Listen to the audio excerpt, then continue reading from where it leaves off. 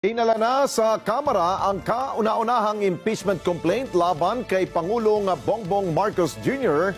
Mula po yan sa mga kalyado ni dating Pangulong Duterte. Ang basihan po ng reklamo ang pagpayag ni PBBM na isuko ang dating Pangulo sa mga dayuhan sa International Criminal Court. Kaugnay po ng kaso niyang crime against humanity, gayong mayroon namang umiiral na justice system sa bansa. Dito sa impeachment complaint na ito, dito lang ang binibigay ng Constitution na pwede kang mag-file sa kahit anong alleged wrongdoing ng isang presidente. I'm not filing against Bongbong dun sa violation na yun ng batas ng NYC. I'm filing against him because napakaraming Pilipino ang naghahanap ng kasagutan kung bakit isang Pilipino ay sinurrender sa mga dayuhan. Ang pinafile natin ditong articles of impeachment is a culpable violation of the Constitution and betrayal of public trust.